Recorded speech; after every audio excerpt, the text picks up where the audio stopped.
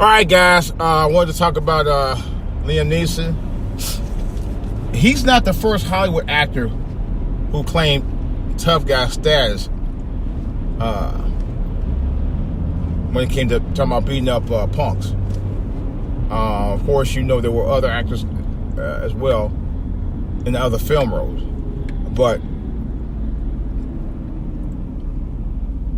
let me go ahead and get on with this. I'm still kind of like, I'm not shocked at what he said, but the timing, I do question. Let me talk about it. This is DJ Wolf Live.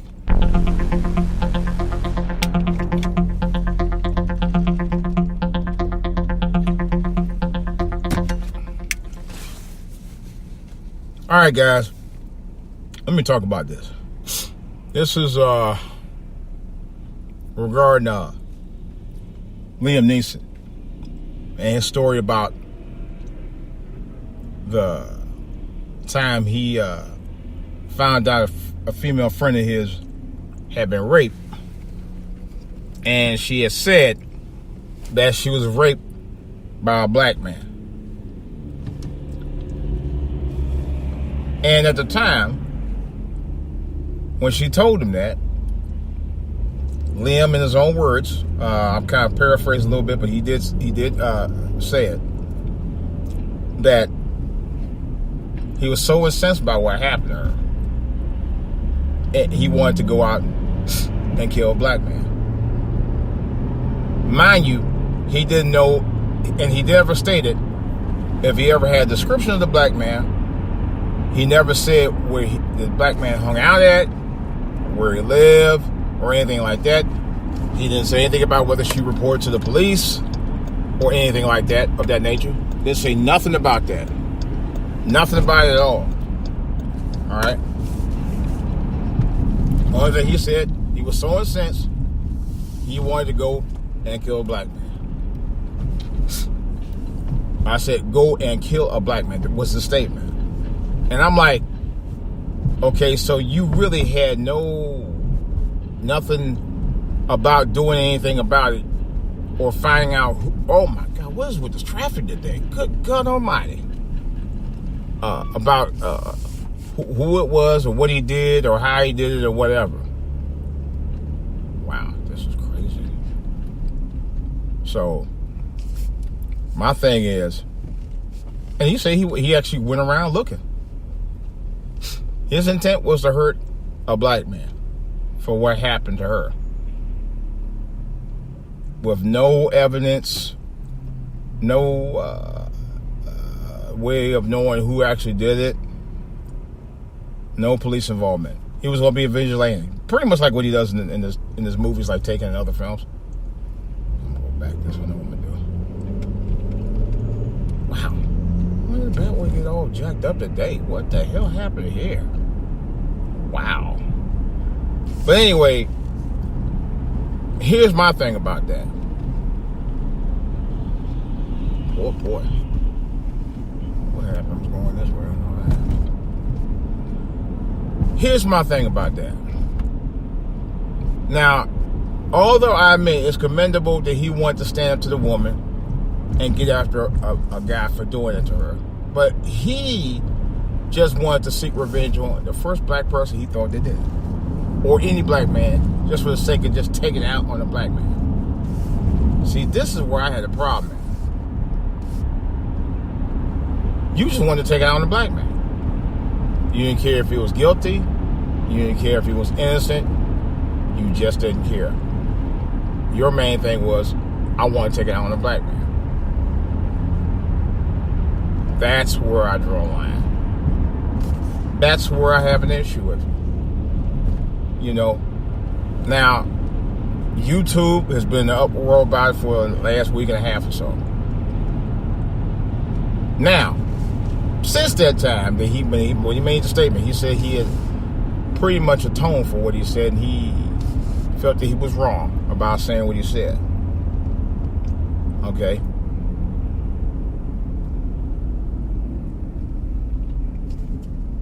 But it's funny that he says that, and now the media making him a media darling just for saying what he said. He's not getting criticized. He's not getting bashed about it. He's being lauded for it. He's being applauded for it. He's being cheered for it. Kevin Hart, who made a statement about gays, a disparaging remark about gays several years ago, and he atoned for what he said, and they still dog Kevin Hart out about it. Kevin Hart got the shaft.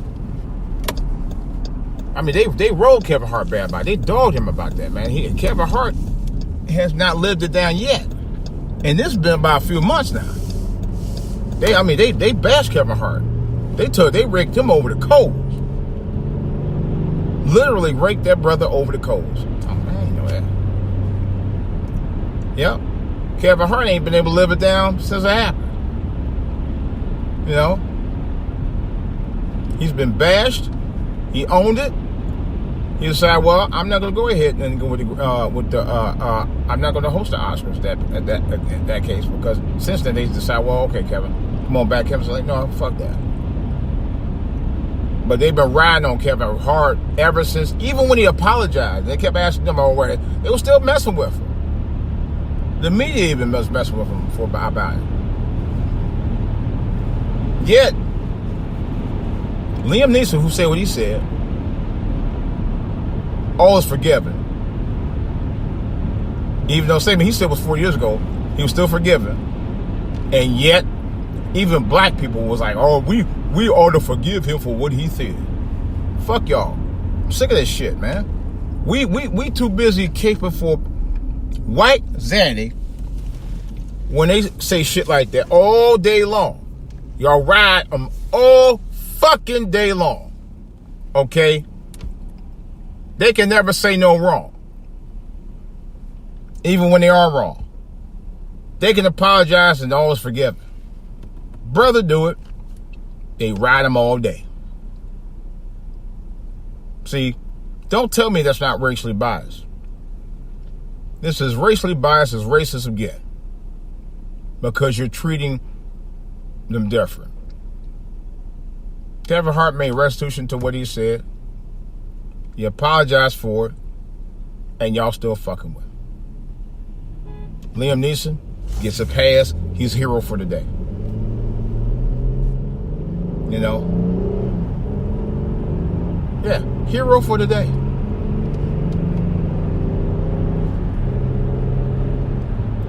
Now,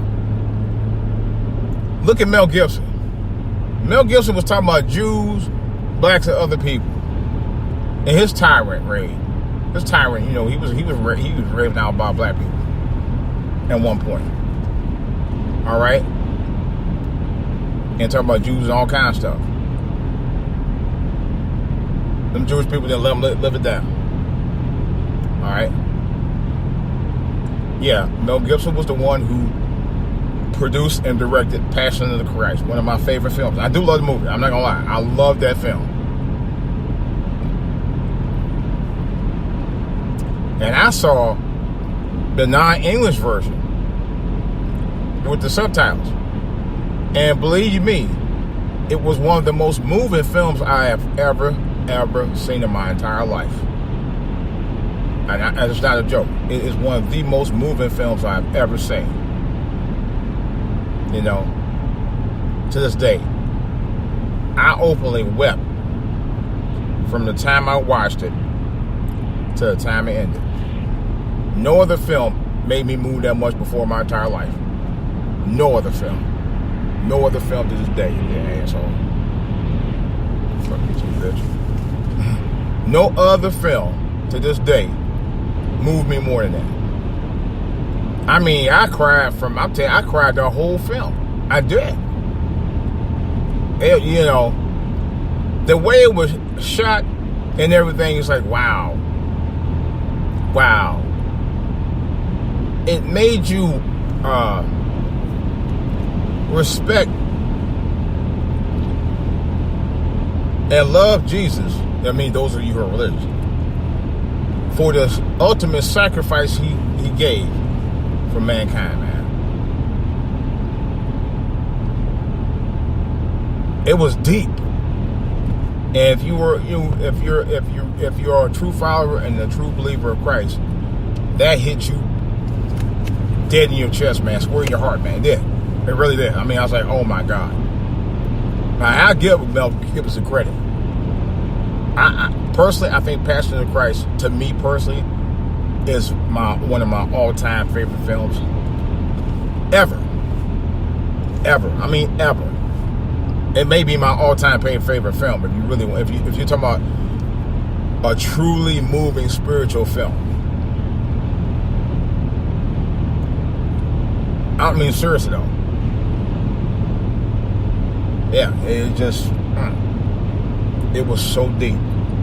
I might have to watch it again this. Matter of fact, Good Friday, I might watch it again. That's how good it was. I only seen it one time because, like I said, if you're really have a true spiritual awareness, and even if you have a slight true spiritual awareness, the movie will. If you're into it, this movie definitely will hit home.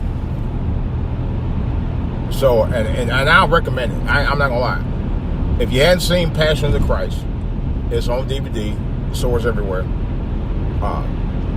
Make sure you get you a box of Kleenex if you're really into that type of film, because I can guarantee you it'll definitely pull you in. Yeah. Now, all that mess that Mel Gibson said about black people and Jewish people, despite about the film, he got a reperiod. He started back doing films again. Not the biggest box office draw he once was, because he mainly the marks he said by Jewish people that put him on blast from them. But like I said, he's white. He gets passed. And guess what? He's one of those action hero stars. Another one was like that, was John Wayne. John Wayne was known to say some disparaging remarks about black people too. And yet he walking around with a big gun and big stick, whooping ass. You know, that's what America loves. Tom Brady. Don't even get me started about this fool. Tom Brady won a very lackluster Super Bowl, and he's hero for the day. The New Orleans Saints got gypped by the Los Angeles Rams, and I got a feeling that NFL, I still say I got a feeling that the NFL knew that the Rams weren't going to be the team to be able to beat or even give the Patriots a run for their money.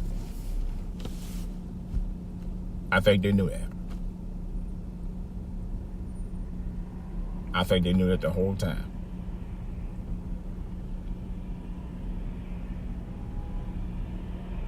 And the thing of it is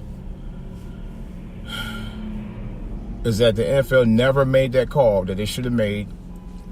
The Rams should have never been in the Super Bowl. And I'm pretty sure with that game, and that was a tight playing game. That was it was a very well played, well execution game on both sides, even though that play call was terrible. And then one play. New Orleans and New England would have been battling out. There's no doubt about that. It would have been a much better Super Bowl than the one we saw. And Tom Brady, at the age of 41, made his nice Super Bowl appearance. I think he won his sixth Super Bowl, something like that. And since he won, of course, he's talking about he gonna play again next year. You know. But there you go. The heroes. See, America's heroes are in white. You know? Cowboys. They always wear white hats. The heroes. Okay? They've always put white people as the heroes of American society, never black people.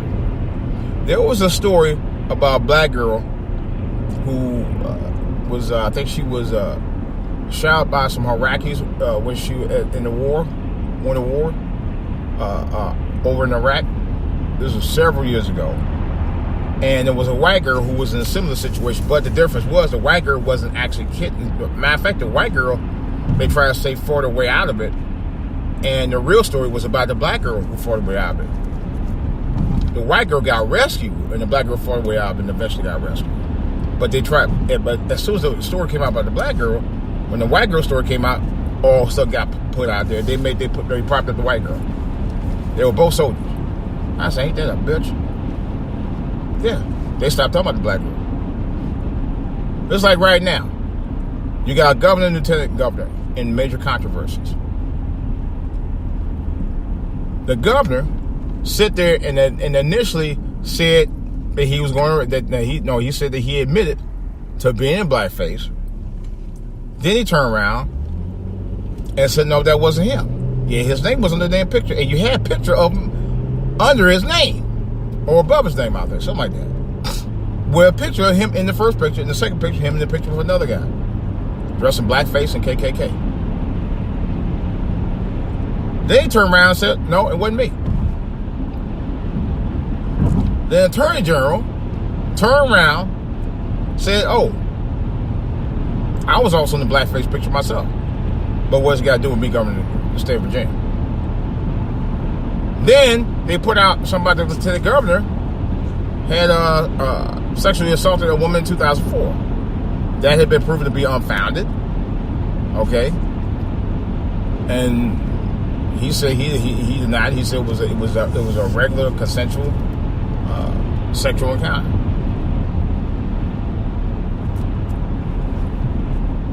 Since that time, they said there was another woman came out with it, and after that, Ralph Northam said he's not resigned. He's out staying put. Then the lieutenant governor, they said came up with another sexual assault that came out from another woman. All right, both sexual assaults have not been confirmed, have not been nothing on it has been justified on that yet. There have been no charges against the lieutenant governor as a result of either one, and they happened years ago. All right, supposedly happened years ago. Allegedly happened years ago. You know, but there's nothing been corroborated on either story by anybody other than the accusers. And yet,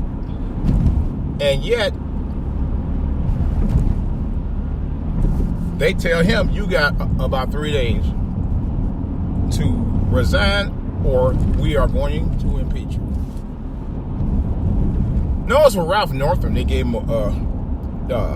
they allowed him to admit to it, and then the moment he admitted to it, the day later, he denied it.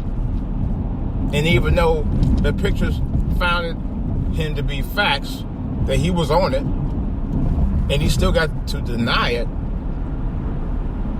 they never once threatened to impeach him. They never once threatened to force him to, well, they did get him to force him to resign, but they never gave him a time frame.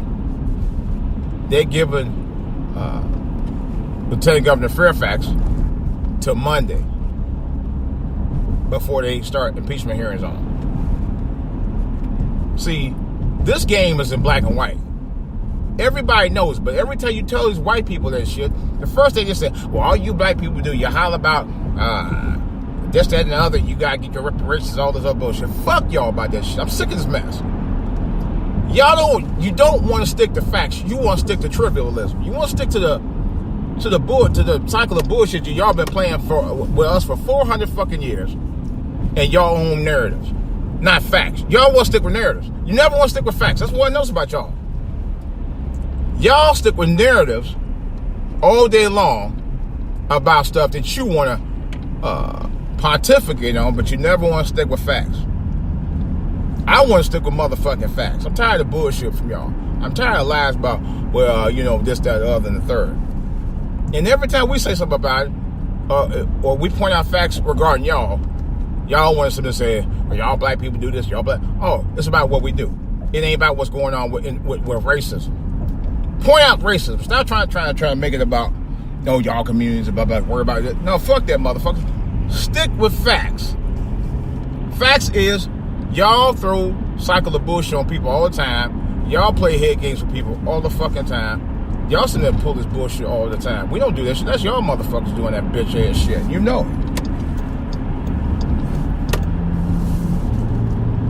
it. Y'all known for it.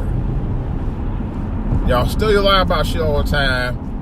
You still play head games all the time about this, that, and the third. And you lie your way out of stuff like a paper bag all the time. All the time. Not some of the time, not part of the time, not most, all the time. This is very well known with y'all. Y'all been doing this shit. You've always done this shit. Y'all continue to do this stuff.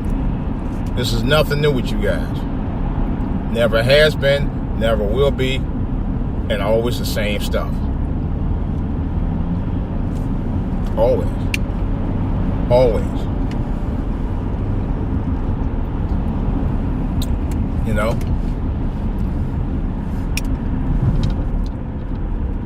And like I said,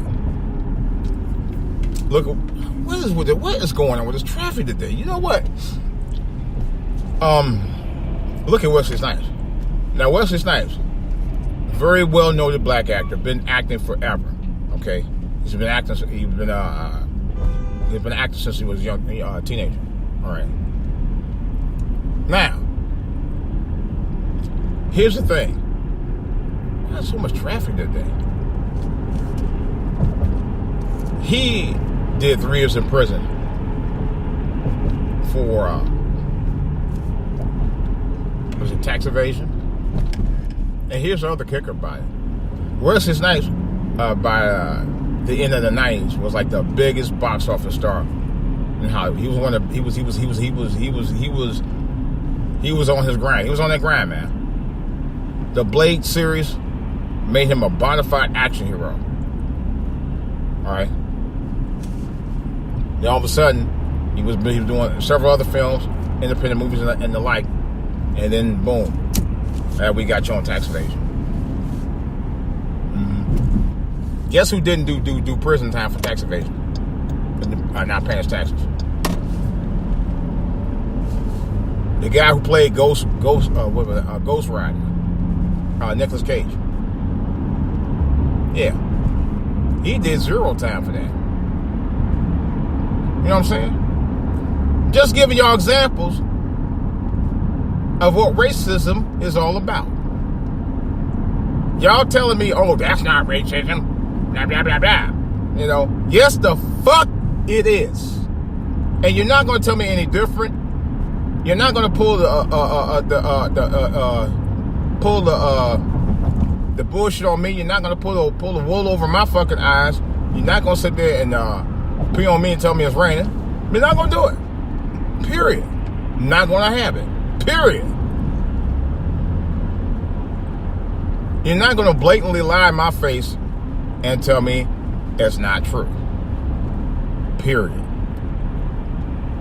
You know why? Because I'm not going to fall for banana in the tailpipe with y'all people. I ain't doing this no more. Oh, man, come on. You idiot. Did you know that yesterday you was getting over there? Jesus. You know what? I forgot about that. Go that way. Yeah, they do this shit all the time out here. It's traffic. But like I said, nobody's gonna fall for the banana in the tailpipe no more with y'all people. We woke now. Y'all woke up a sleeping giant. I'm telling y'all right now, that's facts. Y'all woke up a motherfucking sleeping giant, trying to throw people on the bus all the damn time with this bullshit. And we done figured y'all asses out now. We woke. Oh, we are so woke. And I'm not gonna lie, it started with Kamala Harris last month. And I was one of the first YouTubers who commented on that. I said, wait a minute. Hold up. She announced that shit on Martin Luther King Day. There was a reason she did that. It wasn't because she was trying to get the black vote. It wasn't because she was trying to represent black people. It wasn't because she was about the trying to help black people with the black agenda. It was her trying to cape for black votes. I knew that, and I called that the first time I heard it. My point is that by y'all waking a sleeping giant, I think we're more woke about what's happening more than ever. We're more conscious about happening more than ever. And we are going to be more stingy about our votes at this point from now on. Ain't going to be no more, ooh, yeah, you know, you talking good, but you ain't representing the damn thing. Nah. And people are tired of that shit, man. They're tired of it. I don't think people from now, I don't even think people are going to be voting along party lines like they used to. I'm predicting that right now.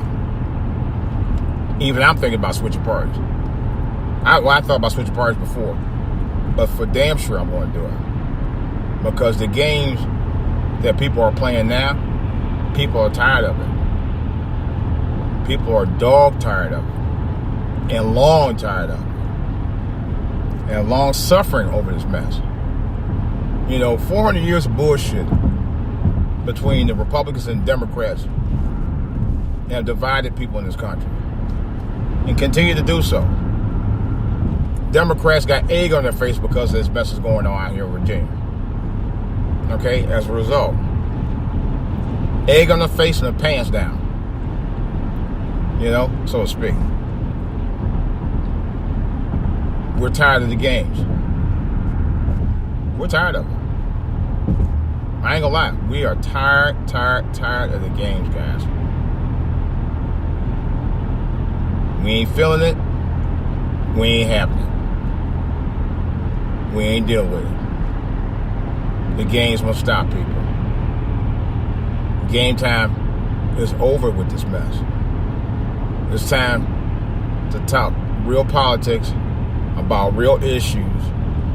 And it's time for us as African Americans to stop falling for that okie doke bullshit. Stop fucking with these coon ass people who pretend like they're about the business of what's going on in your communities.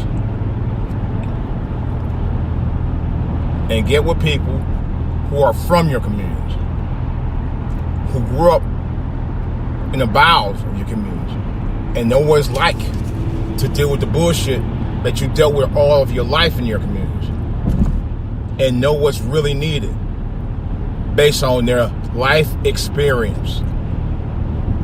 Not the Kamala Harris's, not the Cory Booker's, not the Obama, you know what I'm saying, Barack Obama's, okay,